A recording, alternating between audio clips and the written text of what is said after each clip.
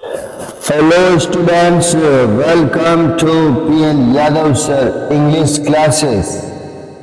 Today's class is going to be very important because we are going to learn active and passive voice in a very simple and interesting way. ठीक है ना दोस्तों, आज मतलब हम learn active voice and passive voice in a very simple and interesting way. Okay, और dear students, अच्छे से समझेंगे आप, ठीक है ना। तो दोस्तों आज की क्लास में हम सीखेंगे कि वाक्य को एक्टिव से पैसिव वॉइस में कैसे बदलते हैं और कब कौन सा वॉइस इस्तेमाल किया जाता है। इस क्लास के बाद आपको किसी भी वॉइस को पहचानने में बदलने में कोई दिक्कत नहीं होगी। तो चलिए शुरू करते हैं। सबसे पहले समझते हैं वॉइस का मतलब क्या होता है, ठीक है ना।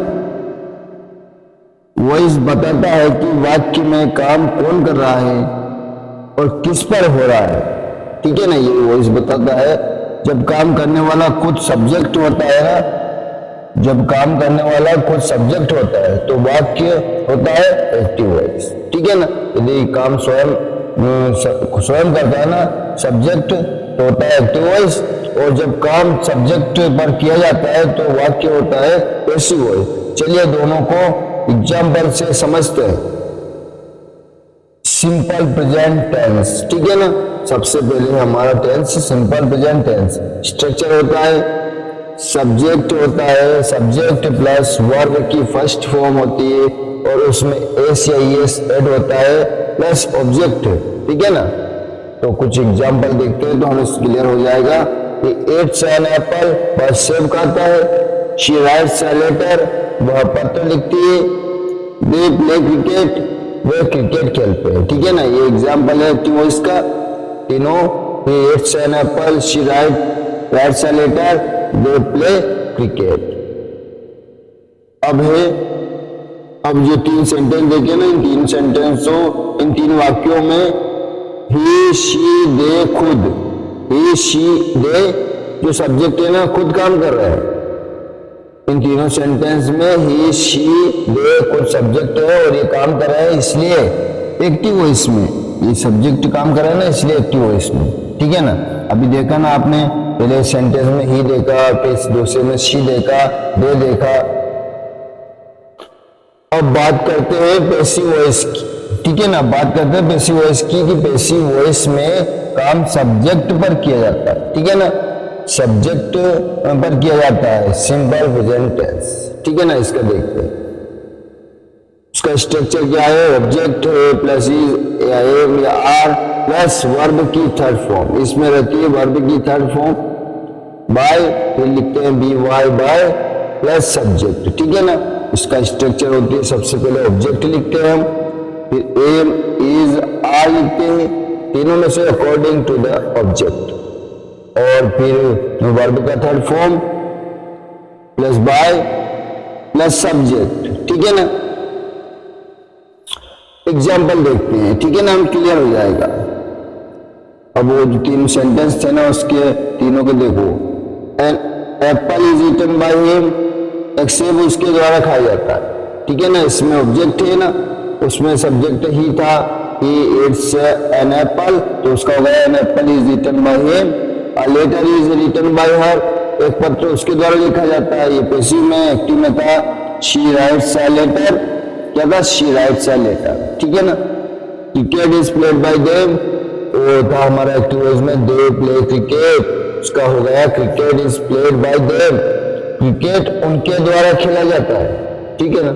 Passive voice. अब ध्यान से सुनना, यह काम करने वाला बाद में आया है, ठीक है ना। जो काम कर रहा था ना अपने एक्टिव वॉइस में वो बाद में आया है और काम उस पर किया जा रहा है, ठीक है ना। काम उस पर किया जा रहा है, देख लीजिएगा कि cricket is played by them, मतलब क्रिकेट है उनके द्वारा खेला जा रहा है, उनके द्वारा। तो कितना अंतर है, यही है ना कि एक्टिव और पैसिव वॉइस होते क्या है। तो आपको बता दिया है कि एक्टिव वॉइस में क्या होता है और पैसिव वॉइस में क्या होता है अच्छे से। Active voice and passive voice, ठीक है ना। देखिए, he helps me, I am helped by him, ठीक है। She makes tea, tea is made by her. She makes tea, tea is made by her. They clean the room is cleaned by them, ठीक है ना दोस्तों।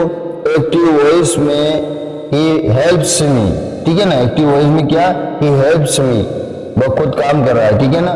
वह मेरी मदद करता है, ठीक है ना, तो वह खुद काम कर रहा है। और पैसिव वॉइस में I am helped by him, ठीक है ना। अब काम मुझ पर किया जा रहा है, ठीक है ना, मुझ पर किया जा रहा है। तो ये दोनों में मुख्य अंतर होता है दोस्तों, एक्टिव वॉइस और पैसिव वॉइस में, ठीक है ना। He eats an apple, he eats an apple is eaten by him. She writes a letter is written by her. They play cricket is played by them. We read English is read by us. मतलब देख लीजिएगा, active और passive voice दोनों साथ में sentence से उदाहरण है कुछ, ठीक है ना। You help me, I am helped by you, I am helped by you. The teacher teachers students, students are taught by the teacher. She makes tea, tea is made by her. He sings a song is sung by him, ठीक है ना। ये ऊपर के active voice है, जो numbering हो रहा है ना, और नीचे के पैसिव वॉइस से, कितना आसान है। तो दोस्तों अच्छे से यदि समझ लिया होगा ना, बहुत अच्छा लगेगा हमको, समझने में भी बहुत आसानी हो जाए। 9th वाला है, the boy kicks the ball, the boy kicks the ball, the ball is kicked by the boy. The cook prepares food, the cook prepares food, food is prepared by the cook. She cleans the room is cleaned by her. She cleans the room is cleaned by her. He drives a car is driven by him, ठीक है ना। ये जो numbering हो रहा है ना, ये एक्टिव वॉइस और उसके नीचे पैसिव वॉइस में बना दिया गया है। तो आपको एग्जाम्पल है ना, इससे बहुत इजी हो जाएगा, ठीक है ना। तो the boy kicks the ball is kicked by the boy. The cook prepares food is prepared by the cook. She cleans the room is cleaned by her. He drives a car is driven by him. They sell fruits are sold by them. The child breaks the toy is broken by the child. We open the door the door is opened by us. You write a poem is written by you, ठीक है ना दोस्तों। ये numbering हो रहा है ना active voice से। They sell fruits, the child breaks the toy, you open the door, you write a poem. The students learn the lesson. The lesson is learnt by the students. He tells a story. A story is told by him. I wash my clothes. My clothes are washed by me. The farmer grows crops. Crops are grown by the farmer. ठीक है ना दोस्तों। The students learn the lesson. The lesson is learned by the students. He tells a story. A story is told by him.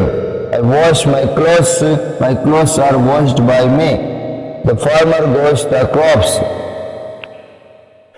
So students, आज हमने सीखा active और passive voice क्या होते हैं, ठीक है ना, और उन्हें कैसे बदला जाता है।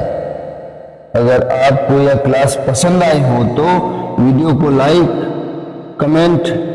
करें, कमेंट में बताएं कि अगली क्लास आप किस टॉपिक पर चाहते हो, और चैनल को सब्सक्राइब करना ना भूलें। Thank you very much.